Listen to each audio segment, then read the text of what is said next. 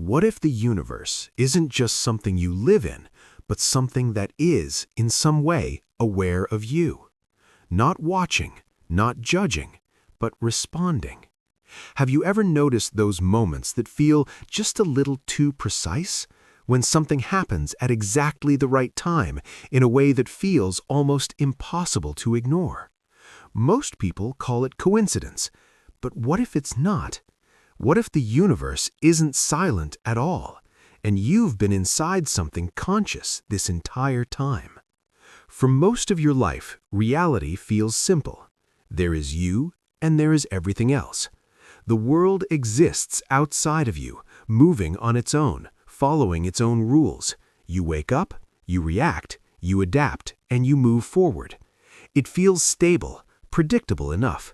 Even when life is uncertain, the structure of reality itself doesn't seem questionable. It's just there.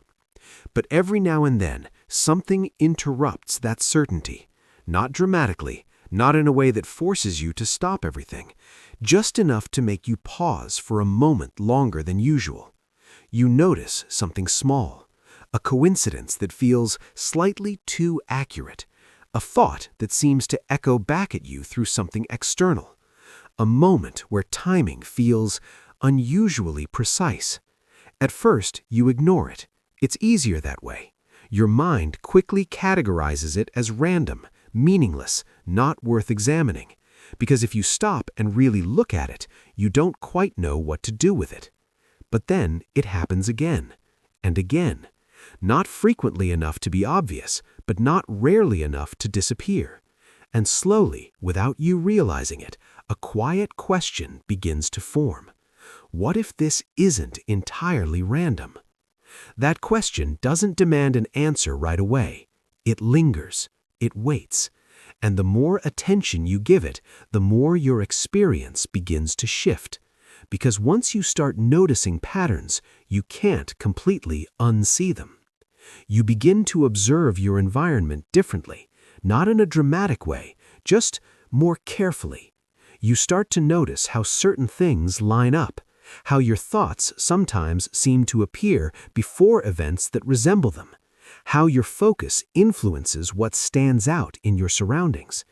And while none of this proves anything on its own, together it creates a feeling, a subtle sense that reality might not be as passive as it seems. To understand why this feeling emerges, it helps to step back and look at something very basic. Your experience of reality is not direct. It feels direct, but it isn't. Everything you see, hear, and feel is processed, filtered, interpreted. Your brain takes in raw information and turns it into something meaningful, something manageable, something you can understand. Without that process, reality would be overwhelming. There would be too much information, too many signals, too much complexity. So your brain simplifies it. It removes what it considers unnecessary. It highlights what it believes is important, and it builds a version of reality that you can function within. This means something important. You are not experiencing reality as it is. You are experiencing a model of it, a useful model, an efficient one, but still a model. And once you realize that, another possibility begins to appear. If your experience is a constructed version of reality, then your perception plays a much larger role than you might think. Because perception is not passive. It doesn't just receive information, it shapes it. Your expectations, your beliefs, your attention, all of these influence what you notice and how you interpret it. This is why two people can go through the same situation and walk away with completely different experiences. The external event is the same, but the internal interpretation is not, and that interpretation becomes reality for each person. Now take that idea one step further. If your perception is shaping your experience, and your experience is your reality, then your internal state is constantly interacting with the external world.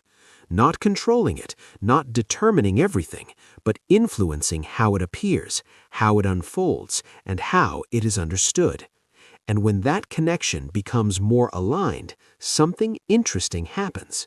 Things begin to feel smoother, more connected, more responsive. You start to notice moments where your thoughts and your environment seem to match more closely, not perfectly, not predictably, but noticeably. And that's where the feeling begins, the feeling that reality is responding to you. But before jumping to conclusions, it's important to understand something. This doesn't mean the universe is thinking in the way humans think. It doesn't mean there's a mind somewhere making decisions about your life.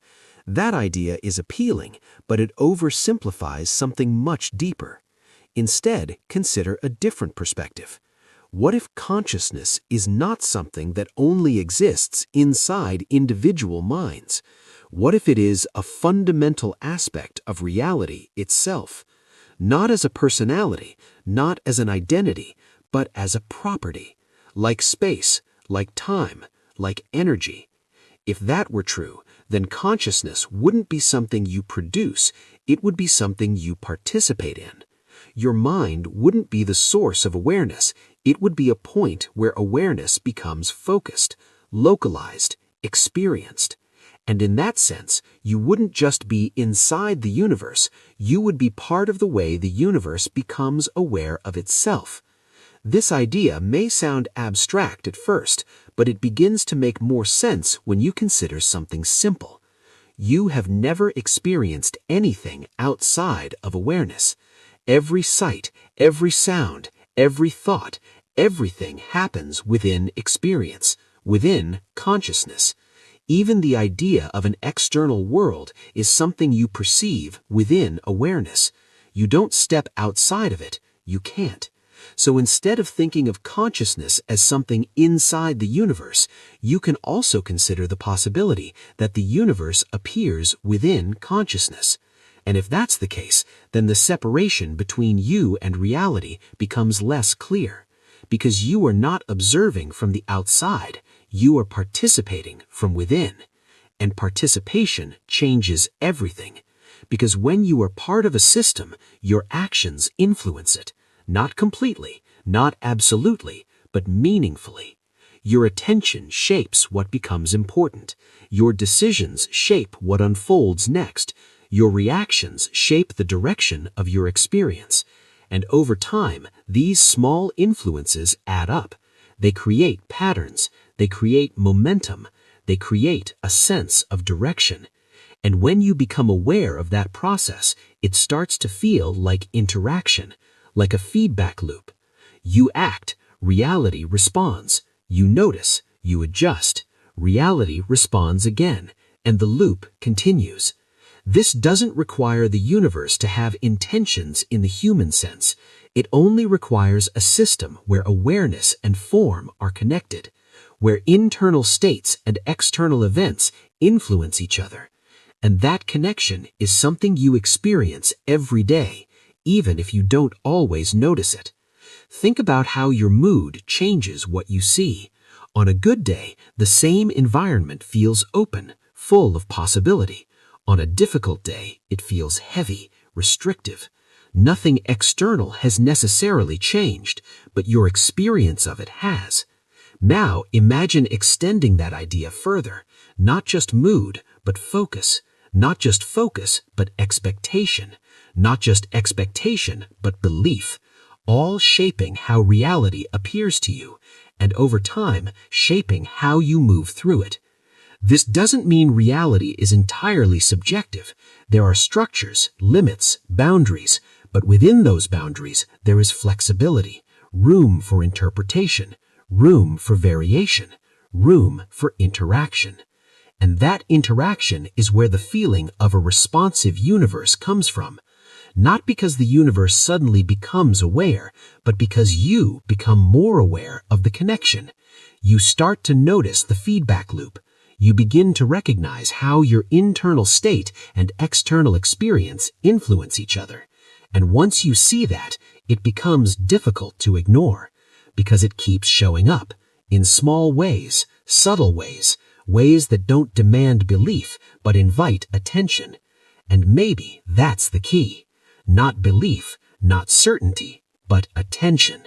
Because the more attention you give to your experience, the more detailed it becomes, the more patterns you notice, the more connections you see, and the more it begins to feel like something is happening beneath the surface, something that isn't obvious at first glance, something that doesn't fit neatly into simple explanations. And that brings you back to the original question. Are we living inside a conscious universe? There may not be a clear answer, not yet, but the question itself shifts how you look at things. It shifts your perspective. It opens space for curiosity. And sometimes that's more important than having a definitive conclusion. Because once you start asking that question, you begin to see the world differently.